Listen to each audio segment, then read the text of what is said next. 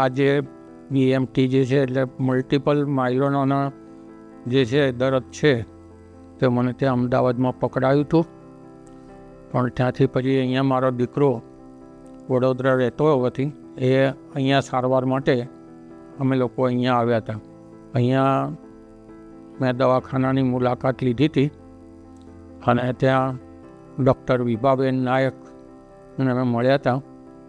એમણે ખૂબ સારી રીતે અભ્યાસ કરીને પછી મને કીધું કે ભાઈ તમને આમાં તકલીફ નહીં થાય અને આપણે ટ્રીટમેન્ટ ચાલુ કરીએ છીએ.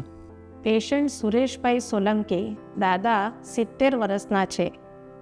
એ અમારી પાસે જ્યારે આવ્યા ત્યારે એમને કમરનો ખૂબ જ દુખાવો હતો અને ચાલી પણ નહોતા શકતા અને વારંવાર એમનું હિમોગ્લોબિન ઘટી જતું હતું અને લોહી ચડાવવું પડતું હતું.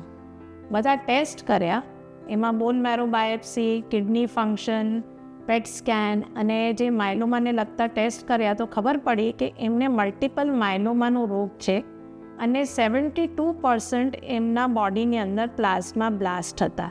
એટલે એક પ્રકારનું એમને પ્લાઝમા સેલ લ્યુકેમિયા હતું. હવે દાદા કોવિડ ટાઈમમાં 50 દિવસ વેન્ટિલેટર પર હતા. એટલે એમની હાલત ત્યારે પણ બહુ ખરાબ હતી, પણ એમની મનોબળ ખૂબ સારું હતું અને એમાંથી એ 2 વર્ષ પહેલાં બહાર આવી ગયા હતા. મારો યોગ્ય સમય થયો એટલે એમણે કીધું કે હવે તમારે બીએમટી માટે એટલે બોન મેરો ટ્રાન્સફર જે છે એ કરવાનું છે, તો એ હવે થઈ શકશે. અને કીધું હતું કે આમાં તમારે કોઈ ચિંતા કરવા જેવું છે નહીં, તમે ખૂબ સારી રીતે આમાંથી પાર થઈ જશો અને કોઈ તકલીફ તમને પડશે નહીં. ત્યાર પછી મારે પૈસાની થોડીક આર્થિક સકામ હતી, પરંતુ મારી પાસે આયુષ્યમાન કાર્ડ હતું. એના કારણે મને એમણે કીધું ડૉક્ટર વિભાબેને કે ભાઈ આયુષ્યમાન કાર્ડ અહીંયા ચાલે છે અને આપણે આયુષ્યમાન કાર્ડની અંદર તમારી ટ્રીટમેન્ટ કરીશું અને તમને બહુ મોટો આર્થિક બોજો નહીં પડવા દઈએ. અને ત્યાર પછી મને એ ટ્રીટમેન્ટ કરી છે.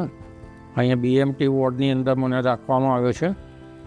આ વોર્ડની અંદર જે છે અહીંયા જે આઇસોલેટેડ રૂમ છે તો એ રૂમોની અંદરની પણ સગવડતાઓ ખૂબ જ સારી છે અને સફાઈથી માંડીને દરેક વસ્તુઓ જે છે અહીંનો ખાવા પીવાથી માંડીને દરેક વસ્તુની અંદર એ લોકો જે છે ખૂબ સારી રીતે જે છે ધ્યાન રાખે છે. આ ઉપરાંત અહીંયાનો જે સ્ટાફ છે જે વેલ સ્ટાફ ખૂબ જ કુશળ સ્ટાફ છે, એટલે કે વેલ ટ્રેન્ડ સ્ટાફ છે અને એ લોકો સતત જે છે દર્દીઓની સાથે ઊભા રહે છે. આ ઉપરાંત અહીંયાના રેસિડેન્ટલ ડૉક્ટરો પણ જે છે એમણે પણ ખૂબ સારા છે કે મને કોઈ જાતની તકલીફ થાય અને જો મુખ્ય ડૉક્ટર વિભાબેન નાયક ના મળે તો તરત જ જે છે એ રેસિડેન્ટલ ડૉક્ટર આવી અને અહીંયાથી જે છે દર્દીને માટેને જરૂરી તમામ ટ્રીટમેન્ટ જે છે એ પોતે પૂરી કરે છે અને મને સારી રીતે રાખ્યો છે. એ માટે હું હોસ્પિટલના સ્ટાફનો, તમામ ડૉક્ટર્સનો, ડૉક્ટર વિભાબેન નાયક તથા અહીંયાનો જે રેસિડેન્ટલ સ્ટાફ છે એ દરેકનો ખૂબ ખૂબ આભાર માનું છું.